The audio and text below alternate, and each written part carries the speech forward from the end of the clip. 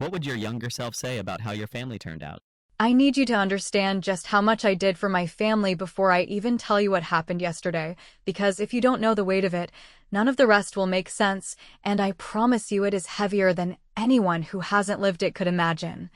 And it's not about the money itself so much as the way I kept believing that love and loyalty mattered more than dollars and cents, that the effort I put in, the time I spent running around making sure birthdays, holidays, family, vacations, weekend trips, last-minute emergencies, and even random celebrations were covered, mattered more than just being a walking wallet, which is exactly what I was without ever realizing it until that single moment yesterday when everything clicked. And I started to see my family not as people who cared for me, but as people who had been quietly laughing at me behind my back for years. From the time I was 27 until now, I was the one who made sure every single family gathering happened the way it was supposed to, even if it meant working extra shifts or skipping nights out with my friends. And I did it quietly, without complaint, without asking for recognition, because I wanted to believe that family was about love and support, not about keeping score, and I was proud to do it, because it felt like I was building memories that would last, even if I sometimes felt invisible during the parties themselves, or noticed the way my parents or siblings would casually dismiss my presence or take for granted the fact that I was the one covering costs for hotel rooms, catering, presents, and sometimes even travel for people who were perfectly capable of handling it themselves. I remember a Christmas 5 years ago when my brother texted me at 11 p.m., asking if I could cover the entire dinner because Mom had no money this year, and I didn't hesitate, even though I had just been paid for a month of work that barely covered my own rent,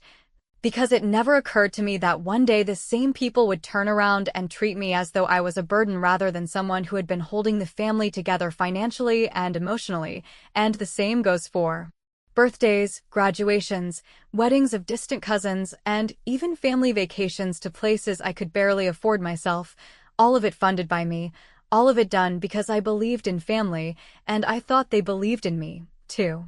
And I didn't notice the pattern at first, not really. I laughed at their jokes, nodded at their comments, pretended it didn't bother me when they forgot to thank me for paying for everything, and even excused behavior that should have raised alarms, like when my sister casually mentioned in passing that I spent too much, or when my parents would hint at my brother needing more help even after I had already covered his share of a family trip, and every time I brushed it off, I told myself it was normal, that this was just how families worked, and that my role was to be dependable, generous, and supportive, and that maybe, just maybe, someday, they would notice, appreciate, and understand. I kept quiet when I should have spoken up, I kept giving when I should have stopped, and I kept believing when I should have questioned, because the idea that the people I loved the most could secretly resent me or laugh at me felt impossible. But yesterday I learned the truth in the cruelest, most unmistakable way, and it came from something I never would have imagined. A chat, a private group conversation they had been having for years, filled with every insult, every joke at my expense.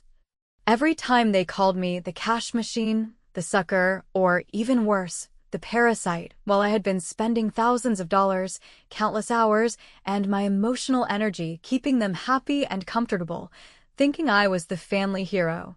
when in reality I had been the family punchline, and I saw it all in one single screenshot, sent by someone who knew I would want to see it, and the combination of betrayal, shock, and disbelief hit me like nothing else I have ever experienced, and even now, trying to put it into words, I can feel my chest tighten at the memory, because it wasn't just a joke, it wasn't just an insult, it was the realization that the people I had trusted more than anyone, the people I had put before my own life and needs, had been laughing at me, mocking me, and plotting behind my back while I spent years funding their comfort, their enjoyment, and their happiness without ever asking for anything in return. And at that moment, I didn't cry, I didn't scream, I didn't even confront them, because I realized something that I had never realized before, which is that the power had always been mine, the control had always been mine. And all I needed to do was decide how I wanted to use it, and I promised myself right then and there that I would, and that it would be perfect, that it would be so clever, so satisfying, and so deserved that they would never see it coming. And that is where this story really begins, because for years I funded every family celebration, and yesterday I found out they made a chat named Parasite, and while they thought they were winning, I realized for the first time that I had been holding all the cards.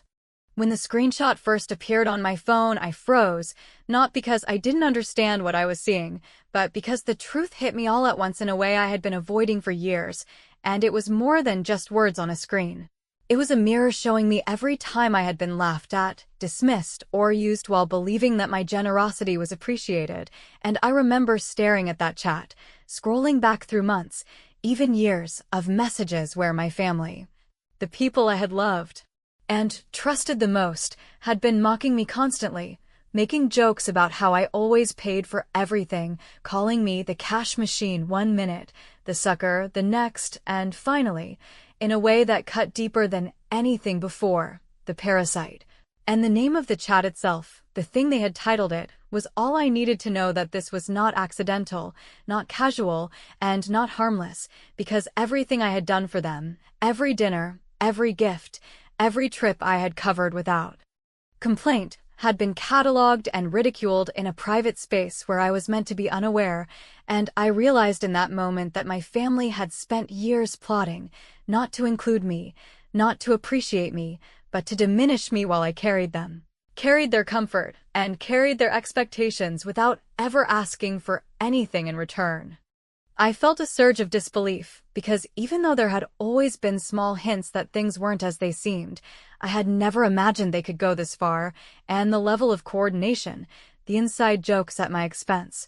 the way they laughed together as though I had no idea what was happening, made me question every single interaction I had ever had with them, every time I thought I was doing the right thing, every time I had gone above and beyond to make a family gathering happen, and suddenly it wasn't gratitude I was met with but ridicule, and it was cruel in a way that left no room for denial or excuse, because they had documented it, time-stamped it, and even joked about how long they could get away with it. And I remember thinking that for years I had been the invisible engine of this family, the one who made everything possible, while they had been quietly laughing behind my back, and the weight of it made my chest tight, but I didn't cry, I didn't scream. Because anger is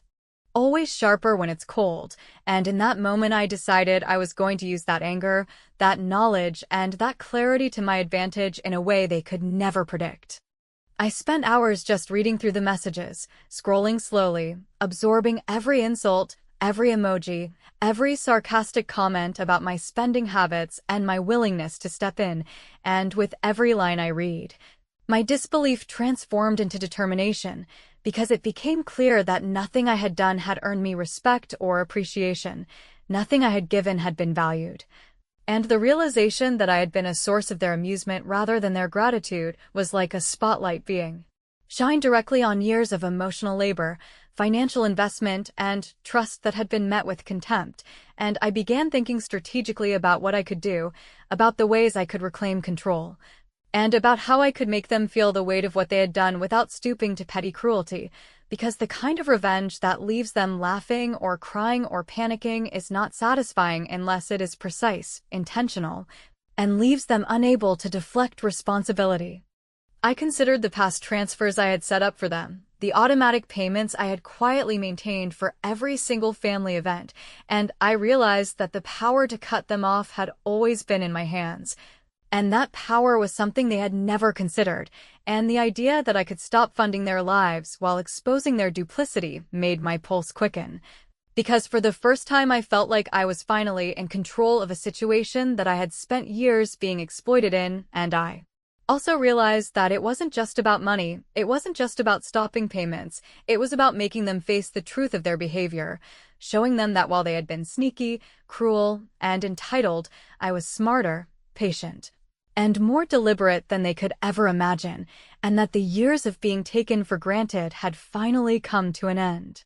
By the end of that evening, I had made a decision that I would not waver on, a plan that was simple in execution but devastating in impact, and it began with a single action. I would cancel the transfers they had come to rely on without a word. I would let them feel the first hint of panic, and then I would send them the screenshot, the unfiltered proof of their duplicity, and I would do it in a way that left no room for argument, no room for denial, no room for apology, and the knowledge that I could act this decisively, that I could assert control over a family that had never truly respected me, filled me with a sense of clarity and power that I had never felt before, and even though the pain of betrayal was still there, sharp and raw, I knew in my bones that the first step in reclaiming my life had been taken, and that the rest, the culmination of years of being used and laughed at, was about to unfold in a way they would never anticipate because they had underestimated me. Laughed at me and called me a parasite, and they had no idea that the parasite was about to take back everything that had been mine all along. I woke up the next morning with a sense of clarity I had never experienced before, the kind of clarity that comes when you finally realize that you have been invisible in your own family for years while carrying the weight of their celebrations, their gifts, their vacations, and even their basic comfort, and the realization that I had the power to stop doing it, that the automatic transfers I had set up for every family event, every last-minute request, every emergency they had managed to make about themselves were entirely under my control, filled me with an almost dizzying mix of anticipation and satisfaction, because for the first time I could see a future where I no longer had to give without appreciation, where my generosity would no longer be a punchline, and where I could assert a level of authority that had been denied to me for decades. And I knew that the first step was simple in concept, but devastating in effect. I would cancel every payment, every transfer, every automatic deposit that had allowed them to live comfortably at my expense, and I would do it deliberately, quietly, and without hesitation, because if I wavered even slightly, they might sense weakness, and that would ruin the entire plan. As I went through the online banking portal, double-checking each transfer, each recurring payment, the feeling of power that surged through me was almost overwhelming, because I could see exactly how much I had given over the years, the thousands of dollars, the hours of work I had sacrificed, the stress I had carried in silence, and for the first time it was crystal clear that none of it had been recognized, none of it had been appreciated, and the people I had believed were my closest family had instead used it as a reason to mock me in a private chat, a chat named Parasite, where every insult I could imagine had been recorded, shared, and laughed at. And I could not stop thinking about all the times I had arrived at family events quietly paying for everything, carrying the burden alone while they smiled, joked, and acted as though the world owed them a favor. And in that moment I realized that the only justice I could deliver was to hit them where they had relied on me the most. And the irony of it made me smile quietly to myself, because for years they had acted like I was expendable, and now I was about to prove that the opposite was true. They were expendable, and I was untouchable. I started by canceling the smallest transfers first, testing my own resolve, because I knew if I hesitated or second-guessed myself, they might see a weakness, and even though they had never treated me as an equal, the first hint of panic on their faces when they realized their automatic payments had stopped would be worth it, and as each transfer disappeared from the list, I felt a thrill that was unlike anything I had experienced, because for once the control had shifted entirely into my hands, and I could see how dependent they had become on me, how much they had taken for granted without ever questioning my sacrifices, and the thought of the conversation they would have among themselves when they realized I was no longer funding their lives without explanation made the edges of my satisfaction sharper and the anticipation almost unbearable, because I was not just cutting money. I was cutting their illusion of entitlement, their expectation that I would always be there, and the smug sense of superiority they had held over me for years. After I had finished canceling everything, I took a deep breath and opened my phone to send the screenshot of the Parasite chat to every member of the family who had participated in it, because I knew that seeing themselves exposed, seeing the evidence of their cruelty, and realizing that I had known all along would hit them harder than any argument or confrontation could, and the way I phrased it mattered just as much as the act itself, so I typed a simple message that did not ask for explanation, apology, or justification, and attached the screenshot with a calmness I did not feel, because I knew that the more composed I appeared, the more effective the move would be, and I watched the messages deliver one by one. anticipating the reactions that would ripple through their private spaces, because this was the moment when years of abuse, dismissal, and mockery collided with the truth, and for the first time in my life, I was no longer invisible, no longer the punchline. No longer the person they thought they could exploit, and I knew the final step was simple. Once the screenshot had landed and their panic set in, I would block them all, removing any chance for them to manipulate, plead, or gaslight me into believing I was overreacting. Because the revelation, the withdrawal, and the cutoff would hit with precision, and it would be irreversible, leaving them stunned, scrambling, and entirely without the control they had taken for granted for decades, and the satisfaction that came from that knowledge, from the certainty that I had taken the first irreversible step toward reclaiming my life and my dignity, was more than I could have imagined when I first saw that chat. The morning after I sent the screenshot and blocked every single family member involved, I sat at my kitchen table with my coffee untouched, feeling a mixture of triumph, disbelief, and a strange emptiness, because the reality of what I had done had finally settled in, and even though I knew it was the right move, even though it was the first time in my life that I had truly stood up for myself, there was a part of me that could not ignore the sheer intensity of the consequences that were already unfolding, because within minutes my phone exploded with messages from extended family members, some asking if everything was okay, others directly accusing me of overreacting or being cruel, and still others,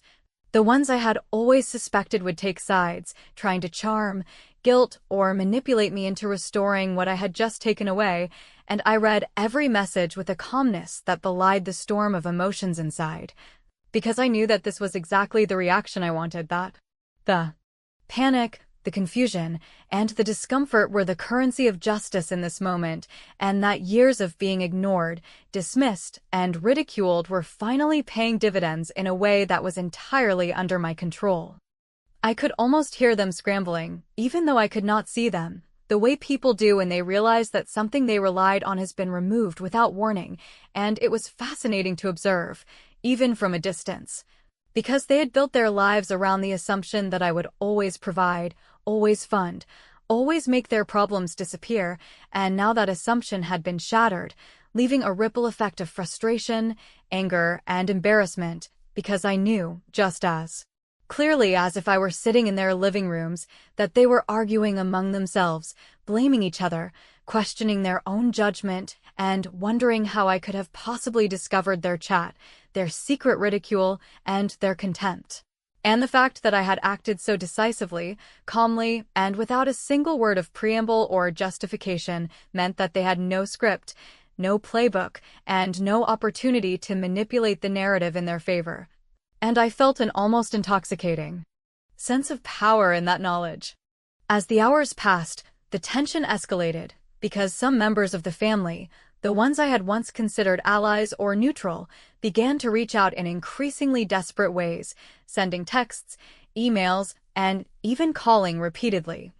trying to gauge my intentions, hoping to convince me to reinstate the funds, to apologize, or to believe that I had somehow misunderstood, and I ignored all of it because every single attempt to communicate only confirmed what I already knew. They had underestimated me, assumed I would continue to tolerate their cruelty, and believed that my generosity was something to exploit indefinitely, and now, confronted with the unambiguous evidence of their own behavior, they had no choice but to face the truth that I had been smarter, more patient, and far more deliberate than they had ever anticipated, and the panic I imagined in their voices, in their texts, and in their frantic attempts to negotiate, only intensified my sense of vindication. Because it was clear that the power dynamics had shifted entirely, and there was nothing they could do to reverse it without first acknowledging the full extent of their betrayal, something I had no intention of allowing them to do lightly or easily. Evenings became a time of quiet observation, because I could see the subtle ways in which the fallout extended beyond my immediate circle, as news of the blocked payments and the screenshot spread through the branches of the family I had never directly confronted. And I realized that the consequences of my action were not limited to money or embarrassment, but to the way every interaction moving forward would be tainted by the knowledge that I had taken control, that I had exposed deceit, and that I was no longer a passive participant in their lives, and the thought that this revelation would forever change the way they treated me, if they treated me at all, made me feel both liberated and, paradoxically, melancholic, because there was no going back. No restoration of the old status quo, and no way to pretend that what had been revealed could be unseen, and even though some part of me would have preferred reconciliation or acknowledgement, I knew that the satisfaction, the clarity, and the sense of finally being respected, even if through fear or discomfort, outweighed any temporary longing for approval or affection that had kept me tethered to them for so long. By the end of that first week, I had not restored a single transfer, not a single text had gone unanswered, and the realization that I had broken a cycle of exploitation that had lasted decades filled me with a fierce pride, because I understood, in a way I never had before, that standing up for oneself is never about cruelty, it is about clarity, it is about boundaries, and it is about making those who relied on your silence confront the reality that their actions have consequences, and the knowledge that I had orchestrated this so carefully, that I had exposed their duplicity while simultaneously reclaiming my autonomy, left me feeling both victorious and serene in a way I could not have imagined before seeing that chat named Parasite. Because for the first time in my life, the scales had finally, undeniably, tipped in my favor. By the time the week turned into 2 and the noise around me settled into that strange quiet that follows a storm you knew was coming but refused to believe would actually hit your own street, I had already done the work that mattered most. Not the angry messages or the dramatic speeches that people think change the world but never do, rather the unglamorous, precise decisions that redraw the map of your life in a way that everyone else can feel even if you never raise your voice. And I realized that the only way to end this on my terms was to finish what I had begun with the same calm authority I used when I canceled the transfers, sent the screenshot, and blocked them. So I sat down, opened a fresh email, and scheduled a message to every vendor, planner, group organizer, and subscription service that I had ever put my card on file for, from the venue that expected me to take care of the balance like always, to the family phone plan that I had taken over when my brother just needed a little help for a few months, and I told them, in simple language, that I was no longer the billing contact, that the responsible parties were now the adults who had enjoyed the benefits, and that any questions should be directed to their numbers, which I provided cheerfully because I was done shielding anyone from accountability, and as I hit schedule on the last message, I felt a steady, grounded kind of satisfaction that had nothing to do with revenge in the movie sense and everything to do with finally refusing to carry a load that was never mine to carry in the first place. They tried to get to me through the side door, of course they did, because people who are used to your labor rarely confront you directly when the faucet turns off, they look for the leak.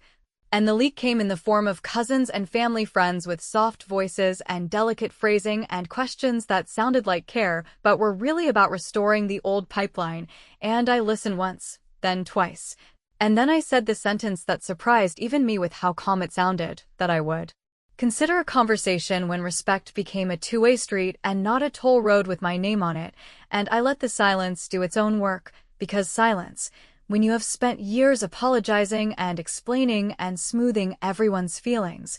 becomes the loudest statement you can make, and while they processed the new reality, I kept completing the quiet checklist that made my plan airtight, removing myself as the emergency contact on bills that were never mine, closing the family travel card,